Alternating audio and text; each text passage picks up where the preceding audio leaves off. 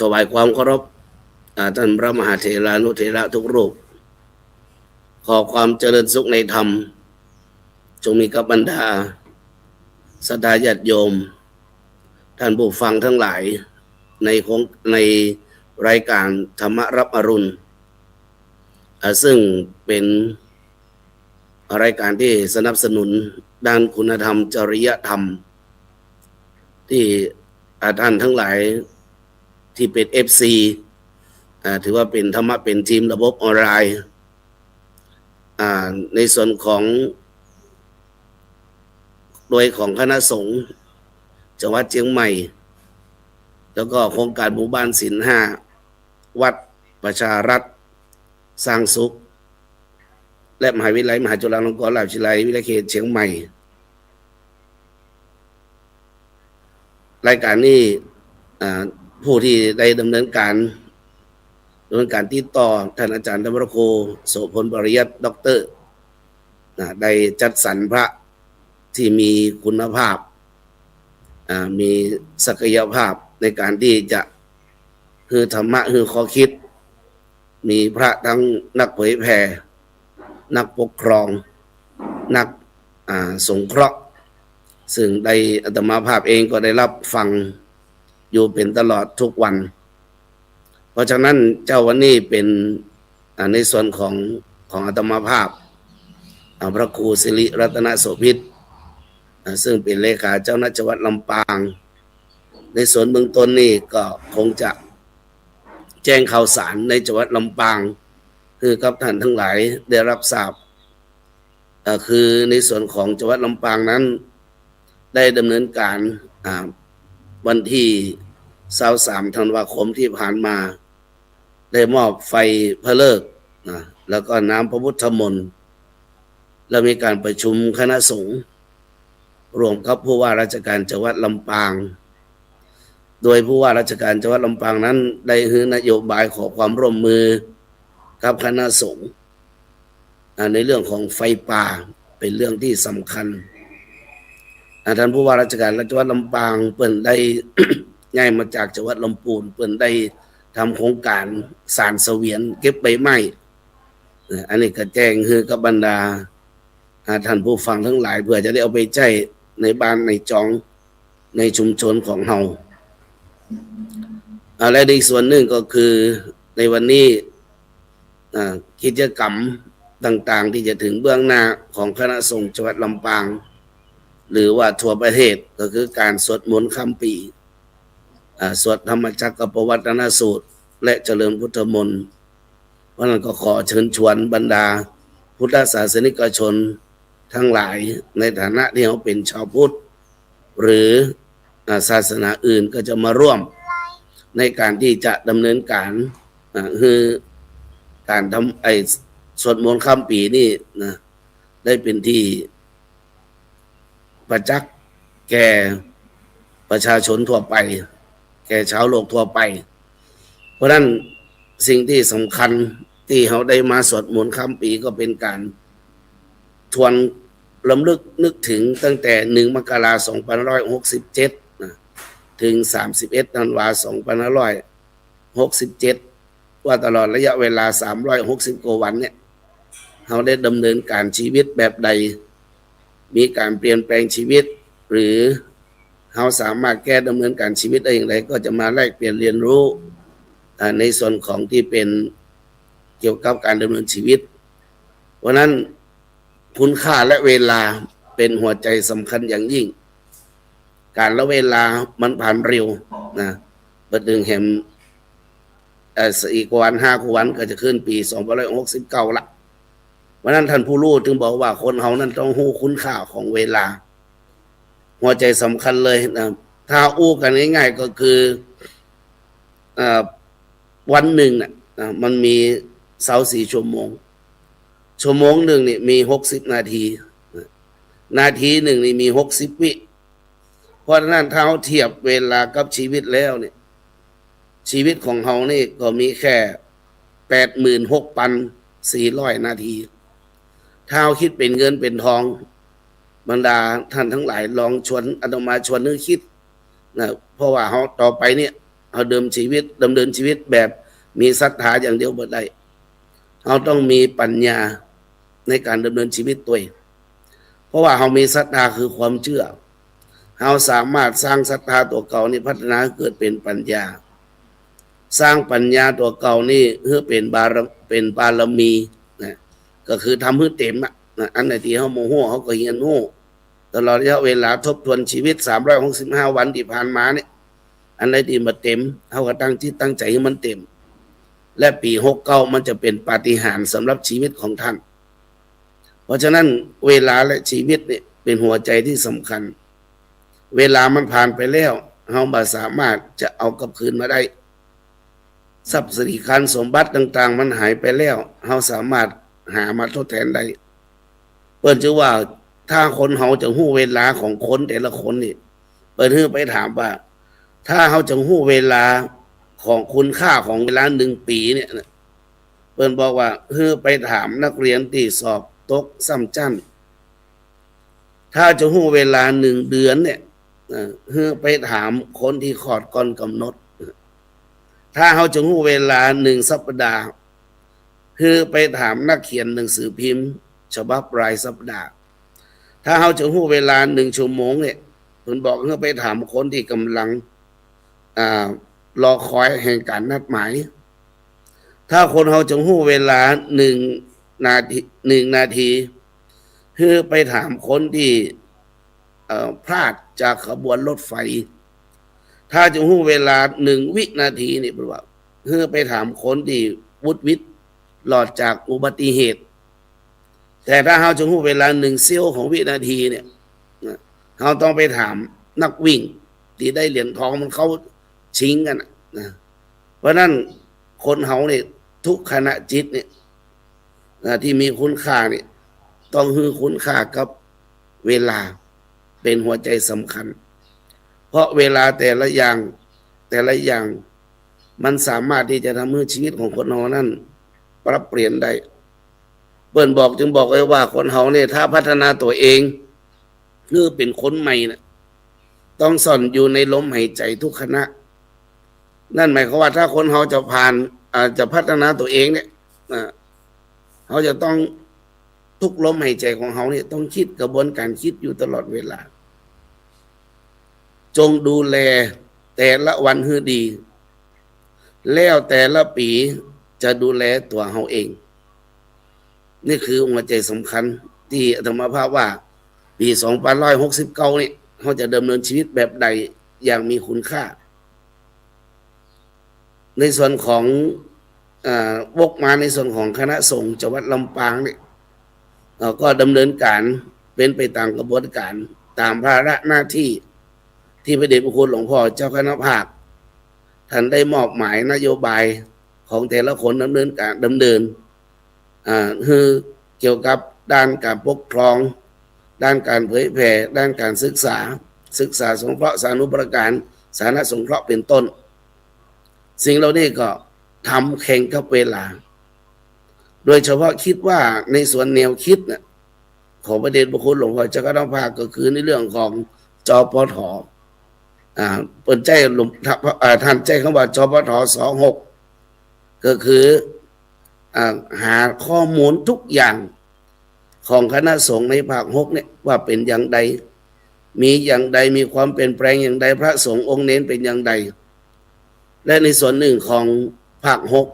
6แล้วก็จะมีการอบรมบาลีก่อนสอบนี่ก็คือในเรื่องของการศึกษาในส่วนของสิ่งต่างๆของแต่ละจังหวัดก็ดำเนินเรื่องของเกี่ยวกับการบัญชีของการผู้สอบเข้าสอบบาลีสนามหลวงคิดว่าทุกที่ทุกหนทุกแห่งดำเนินการไปทุกอย่างแล้วเพราะนั้นในวันนี้ก็จะมาอู้ในเรื่องของส่วนที่เป็นเกี่ยวกับว่าเขาจะดำเนินชีวิตอย่างใดในปี2569อาตมาภาพก็คงจะใจรักเกี่ยวกับว่าเอาหลักธรรมในทางพุทธศาสนานี่มาใจเข้าใจว่าเขาต้องมีปฏิปทาการทำอะไรก็ตามถ้าเขามีปฏิปทาเราต้องกลัว นะเปิดห้องว่าจิตมันจิตมันเกร็งสิ่งใดก็ตามบ่สามารถจะมากระเทาะได้เพราะเรามีปฏิปทาในหลักของพุทธศาสนานี่ปฏิปทานี่มันมีอยู่สี่อย่างหนึ่งอัฏฐปฏิสัมภิทาปฏิสัมภิทาคือแตกฉานมีความเชี่ยวชาญด้านเกี่ยวกับความหมายนี่เขามีพระนักเก่งกฎหมายมีพระเกี่ยวกับการบริหารจัดการอันประการหนึ่งก็คือมีธรรมะปฏิสัมภิทาผู้นี้มีความแตกฉานในหัวข้อหลักธรรมเขาจะหันในสื่อออนไลน์ทุกอย่างบางท่านมีความเชี่ยวชาญเฉพาะด้านของแต่ละคนแต่ละท่านบางท่านก็มีการศึกษาสามารถเอาการศึกษานั้นมาพัฒนาในองค์กรให้เกิดความเจริญก้าวหน้าได้เพราะฉะนั้นเป็นเพราะว่าการที่จะมีปฏิปทาหรือปฏิสัมภิทาเนี่ยหนึ่งแห่งอันหนึ่งก็คือนิรุตติปฏิสัมภิทาอันนี้แตกฉานในภาษาถ้าคนเขาแตกฉานในภาษานี่สามารถดำเนินชีวิตของตัวเขาได้ในสมัยก่อนเนี่ยในสมัยพระพุทธเจ้าเนี่ยพระองค์นั้นถือว่าเป็นนิรุตติภาษาหู้ภาษาทุกอย่างแต่ในยุคปัจจุบันการศึกษาเจริญก้าวหน้าเทคโนโลยีเจริญก้าวหน้าบางทีบางท่านเขาจะหันได้ว่าเขาอู้บ่ได้แต่เขาสามารถใช้แอปของต่างๆแปลภาษานั้นเป็นภาษานี้ได้การสื่อสารก็เป็นเรื่องที่สำคัญเพราะฉะนั้นเนี่ยอาตมาถึงบอกว่าการที่เขาจะมีปฏิสัมภิทาใดเนี่ยเขามีปฏิภาณมีปฏิสัมภิทาแตกฉานในเรื่องของหัวข้อต่างๆที่องค์สมเด็จพระสัมมาสัมพุทธเจ้านี่นะได้ตรัสไว้ในพระไตรปิฎกตัวนี้ในอังคุตรนิกายจตุกนิบาตไว้ชัดเจนว่าเพื่อให้ทันห่วงกับเวลาที่รายการเป็นกำหนดอาตมาจะใช้คำว่าหนึ่งคนเขาจะมีปฏิสัมภิทาหรือว่าปฏิภาณใดเนี่ยหนึ่งคนนั้นต้องมีดุลพินิจคำว่าดุลพินิจนี่ก็คือหาทางเลือกที่ดีที่สุดนั่นหมายความว่า365วันที่บรรดาศรัทธาญาติโยมบรรดาผู้ฟังผู้ดำเนินชีวิตมาตลอดเฮาผิดพลาดด้านใดในปี2569เฮาต้องหาทางเลือกที่ดีที่สุดเพราะฉะนั้นพระองค์นั้นทรงเลือกเป็นพระพุทธเจ้าแทนที่จะเป็นถือว่าจะเป็นจักรพรรดิหรือว่าทรงเลือกเสด็จเมืองราชคฤห์แทนกรุงกบิลพัสเพราะเหตุอะไรอย่างนี่เป็นแนวคิดว่าคนเฮานั้นต้องมีดุลพินิจในการดำเนินชีวิตส่วนประการที่สองนั้นก็คิดให้ลึกคำว่าคิดให้ลึกนี่ก็คือว่าเฮาบ่คิดแบบเพลินๆภาษาพระเรียกว่านิเพธิกะปัญญาคืออู้ง่ายๆคือเป็นการคิดนอกกรอบเป็น parallel thinking เป็นการคิดนอกกรอบว่าเขาจะคิดอย่างใดถ้าเขาคิดเหมือนกับคนอื่นคิดอาตมาภาพชอบใช้คำว่าถ้าเขาคิดเหมือนกับคนอื่นคิดผมจะบ่คิดเพราะว่าคือคนอื่นคิดเราก็ทำเพราะนั้นเขาต้องทำหรือว่าเขาคิดในสิ่งที่เขาบ่คิดมันจะถึงมีการเปลี่ยนแปลงได้นั่นก็คือเป็นการพัฒนาตนเองพัฒนาตัวเองเป็นคนใหม่ได้นะและอีกประการในอันนึงก็การคิดลึกๆเนี่ยเขาจะบ่คิดเพลินๆแต่เจาะลึกถึงเบื้องหลังคิดว่าพระองค์นั้นคิดลึกอย่างใดเช่นคนสามัญในสมัยของพระองค์เนี่ยเช่นเกิดแก่เจ็บตายทุกคนย่อมเป็นของธรรมดาแต่พระองค์ทรงคิดลึกกว่านั้นว่าเขาจะลุดสิ่งเหล่านี้ได้อย่างใดก็คือว่าหาทางแก้นะหาทางแก้เช่นมีห้อนก็มีเย็นแก้มีมืดก็มีสว่างแก้เพราะฉะนั้นอันนี้ก็คือต้องใช้สติปัญญาบางคนบางท่านเนี่ยมีสติปัญญามาแต่กำเนิดหัดมองในสิ่งที่ได้พบได้เห็นเพราะว่ามองให้ลึกสิ่งที่ปรากฏส่วนประการที่สามมันก็คือพยายามคิดค้นหาหลักทั่วไป นั่นหมายความว่ามีอยู่อย่างใดในสิ่งที่เกิดขึ้นทุกที่ที่เราได้พบที่เราได้เห็นที่เราได้ฟังพอวางเป็นหลักทั่วไปได้ไหมว่าสิ่งนี้มันเกิดสิ่งนี้มันจึงเกิดดับสิ่งนี้มันมีสิ่งนั้นจึงบ่มีนะซึ่งเป็นไปตามที่พระเจ้าน่ะตรัสให้กับ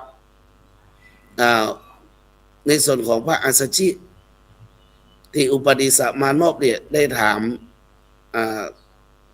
พระอัสสชิว่าใครเป็นศาสดาใครเป็นครูใครเป็นอาจารย์ของท่านนะพระอัสสชิตอบเป็นภาษาบาลีว่า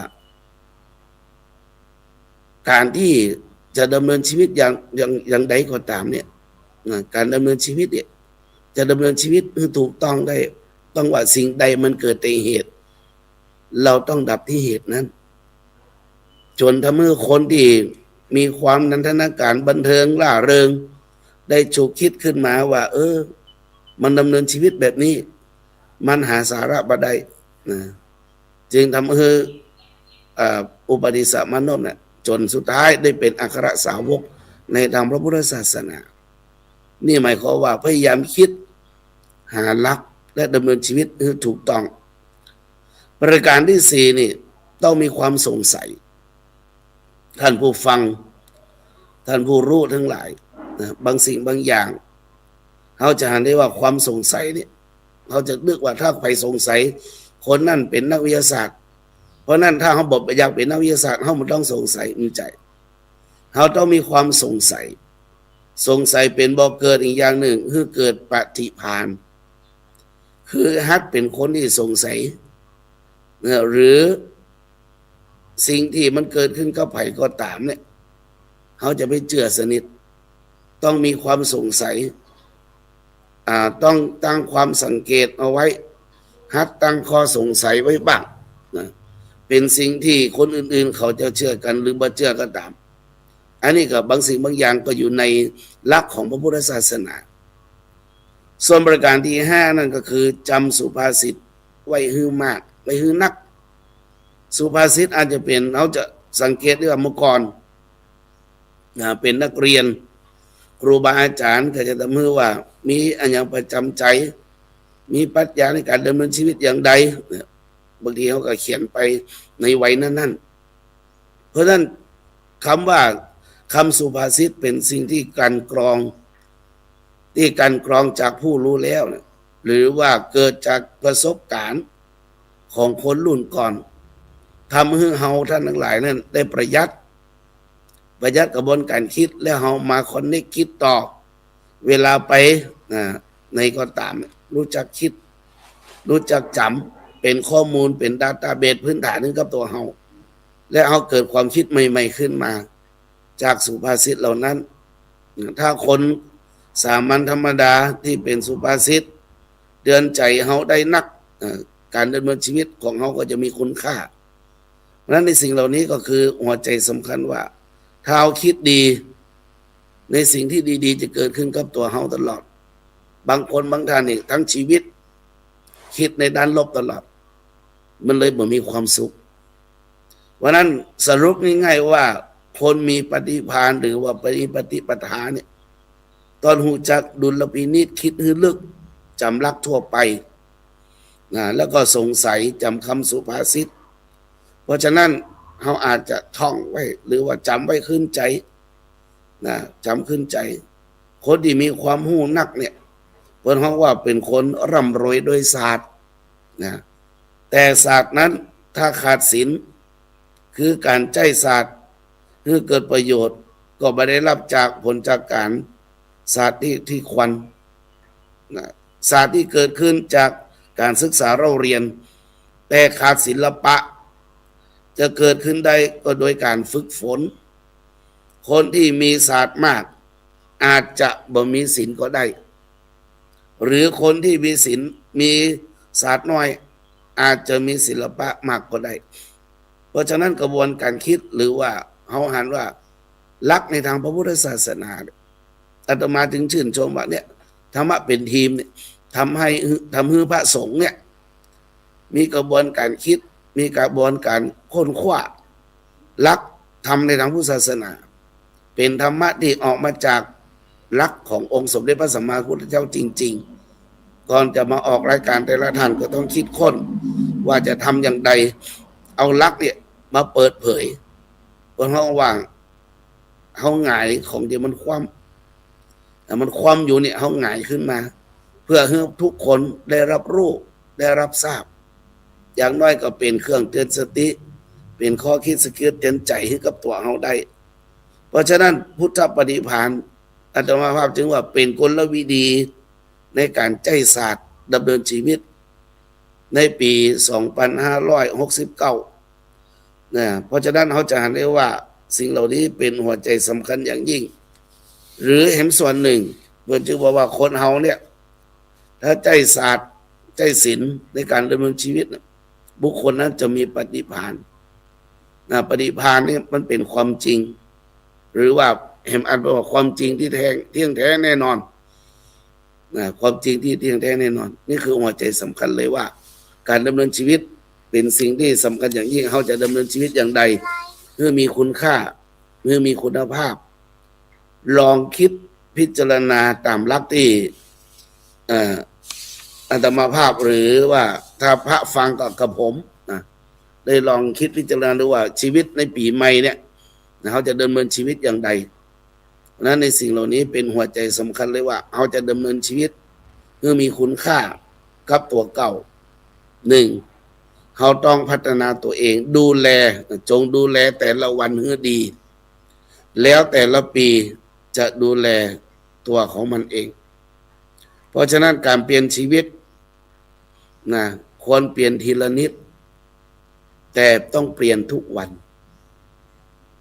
นะนี่คือหัวใจสำคัญเลยว่าการดำเนินชีวิตเนี่ยเชื่อแน่ว่าลองเอาไปคิดพิจารณาในสิ่งที่เป็นธรรมะให้กับท่านทั้งหลายได้เป็นข้อคิดสะกิดเตือนใจในการดำเนินชีวิตต่อไปเพราะนั้นในสิ่งเหล่านี้เป็นหลักให้กับบรรดาท่านทั้งหลายได้รับได้ฟังได้ชมได้ไปคิดต่อว่าเขาจะดำเนินชีวิตอย่างไรเพื่อมีคุณค่าเพื่อมีคุณภาพและสิ่งเนื่อประการใดเรามีความปรารถนากันทุกแต่ละปีว่าเราจะได้รับพรในสิ่งที่ดีและในพรสิ่งที่งามเพราะฉะนั้นองค์สมเด็จพระสัมมาสัมพุทธเจ้าจึงตรัสยกย่องเหล่าภิกษุทั้งหลายในอสีติมหาสาวก80 รูปแต่ละรูปแต่ละท่านก็มีความเชี่ยวชาญเฉพาะด้านของแต่ละรูปหรือว่าภาษาในสมัยพุทธกาลหรือว่าที่เขารับทราบก็คือเอตทัคคะมีความโดดเด่นในด้านนั้นๆเพราะฉะนั้นนี่ในปี 2569 นี่ก็เลยจะเอาหลักปฏิบัติของพระสงฆ์ในสมัยพุทธกาลเนี่ยพระอริยสงฆ์ทั่วไปเนี่ยคือกับท่านทั้งหลายลองคิดพิจารณาหรือว่าอาจจะเป็นพรก็ได้นะอาจจะเป็นพรในการดำเนินชีวิตให้ท่านก็ได้ว่าวันนี้คือพร4 ข้อในปี 2569 ขอให้ท่านทั้งหลายเป็นที่รักเหมือนกับพระอานนท์ขอให้ท่านทั้งหลายให้มีลาภผลเหมือนกับพระศิวลีขอให้ท่านทั้งหลายเป็นคนดีเหมือนองคุลิมานขอให้ท่านทั้งหลายมีอายุมั่นยืนยาวนานเหมือนกับพระภากุลนั่นหมายความว่าเป็นที่รักของพระอานนท์พระอานนท์นี่ถือว่าเป็นเลขานุการของพระพุทธเจ้ามีความเป็นเลิศนะเสียสละนี่เป็นเลิศเลยประโยชน์ที่หนึ่งก็คือว่าประโยชน์โดยส่วนรวมเป็นกิจที่หนึ่งประโยชน์ที่สอง